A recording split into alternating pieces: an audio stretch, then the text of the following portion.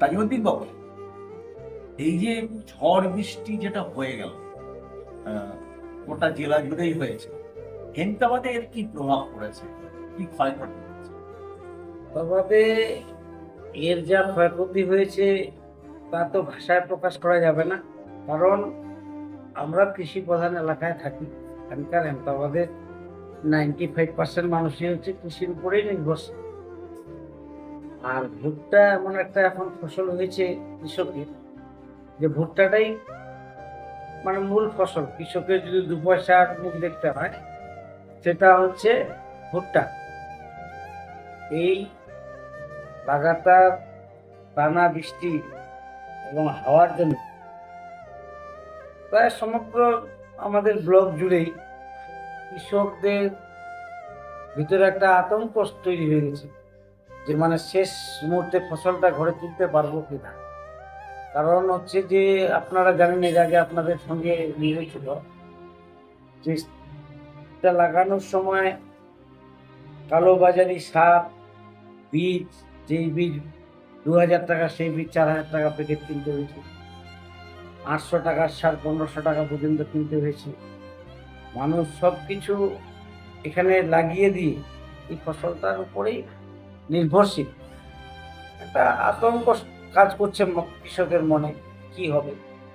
আমরা আমাদের ব্লক কংগ্রেসের পক্ষ থেকে আমাদের এডিএ সাহেব, বিডিও সাহেব, আধিকারিকদের আমরা বললাম যে আপনারা অন্তত গ্রামীণ এলাকাগুলো রিপোর্টিং নিয়ে একটা আপনারা রিপোর্ট করুন আপনাদের লেভেল থেকে, আপনার অথরিটির কাছে। কৃষক যদি বাঁচতে না পারে, আমরা কেউ বাঁচবো। আমরাও কৃষক গড়েছি, আমরাও কৃষির সঙ্গে জড়িত।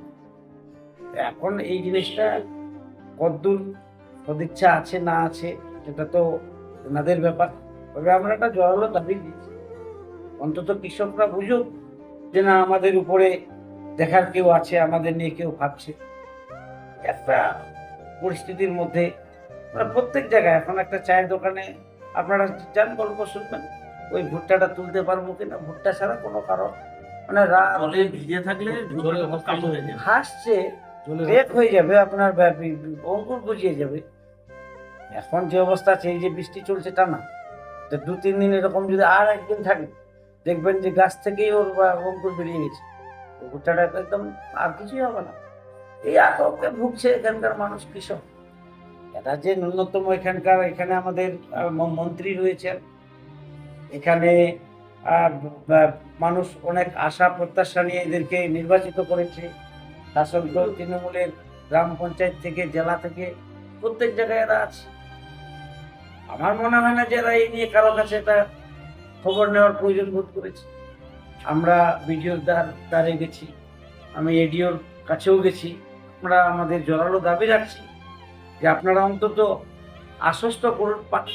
আমার কথা হচ্ছে, একটা পেশেন্টকে যদি আমরা দেখতে যাই, তো পেশেন্টের আমরা চিকিৎসা করি না, কিন্তু আমি যদি আমরা দেখতে যাই, ওর মনে কিন্তু একটা বল ফিরে পায়। তো ঠিক এইরকম আজকে যিনারা এই দায়িত্বে আছে, আমাদের বিডিও এবং এখানকার মন্ত্রী, অন্তত গ্রাম্য এলাকাগুলো কিছু কিছু জায়গায় যদি ঘুরে আসি, যে আমরা আছি, আচ্ছা কি হচ্ছে দেখা যাচ্ছে, এটুকু বলার মতো এখানে কেউ নেই। মানে কৃষক যদি না বাঁচে, কেউ বাঁচবে না। কৃষি প্রধান দেশ আমাদের রাজ্য, আমাদের এলাকা সব কৃষির উপরে নিয়ে। এটাই একটা আফসোস যে আজকে যাদের করার কথা, যাদের বলার কথা, তাদের কোনো হেলদোল নেই। এবং হেমতাবাদ ব্লক এলাকায় মানে কিছু কথা বলতে গেলে খুব দুঃখও হয়, আবার হাসিও পায়। তৃণমূলের এক নেতা একদিন বক্তব্য রাখছে এই মোড়ের মাথায়, যে আমি যে প্রধানকে বলবো যে এই রাস্তাটা করে দাও, এরকম কোনো রাস্তা খারাপ নেই যে রাস্তাটা মানে করা যায়। মানে এত এখানে কাজ হয়েছে যে সব পাকা। কিন্তু বাস্তবে আপনারা গ্রাম এলাকাগুলোতে ঘুরুন, দেখবেন যে আপনি গ্রামের ভিতরে ঢুকতে পারবেন। জল জমে গেছে, ড্রেনেজ ব্যবস্থা নেই। আর স্কুলে, আমার নিজের গ্রামের স্কুলে জল ঢুকে গেছে। আর প্রধানকে বলা হয়েছে 1 মাস আগে, মাস পিটিশন করেছে, কটা গ্রামবাসী চিঠি হারিয়ে দিচ্ছে, চিঠি বলে পাতা নেই। কালকে বিডিও সাহেবের তৎপরতায় তারপরে এটা মানে যেটা সত্যি সেটা আমি অবশ্যই স্বীকার করব।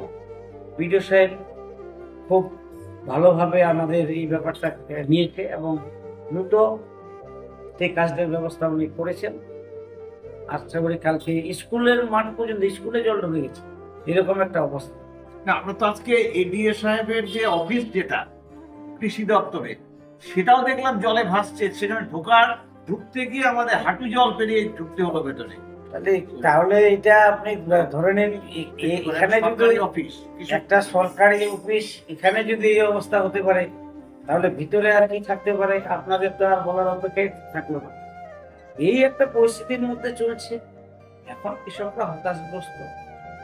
আরেকটা কথা, যে এত কিছুর পরেও আমরা ভিডিওর সঙ্গে মিট করলাম, এখানে ভিডিও এক কথা বলতে রাজি হলো না, এবং এডিএ সাহেব তিনিও বললেন আমাদের মুখ বেঁধে রাখা হয়েছে, আমাদের কিছু বলা যাবে না, নিষেধাজ্ঞা আছে ওপর থেকে, যে আমরা কোনো ব্লকের অফিসার আমরা কিছু বলতে পারবো না।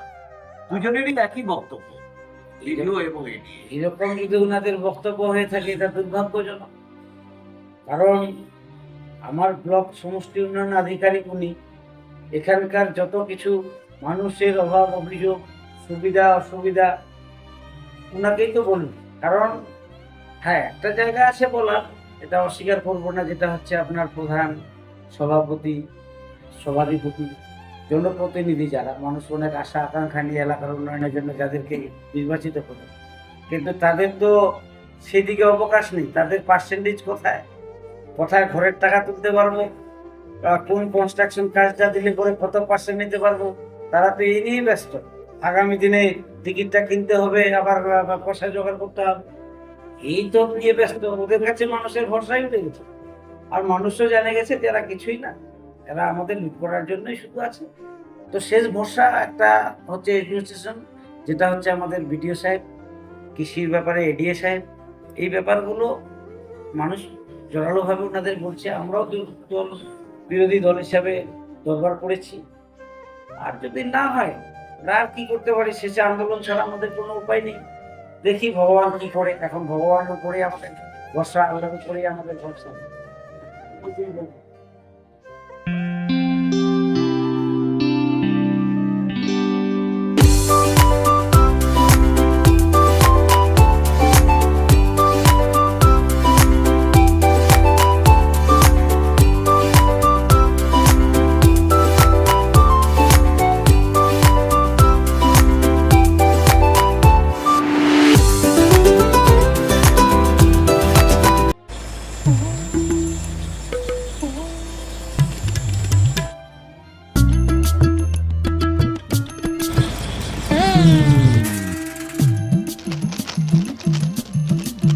এবারে গরমের হাত থেকে বাঁচতে রিলায়েন্স ডিজিটাল থেকে নিজের জন্য একটি এসি নিয়ে আসুন শুধুমাত্র 1 টাকায়।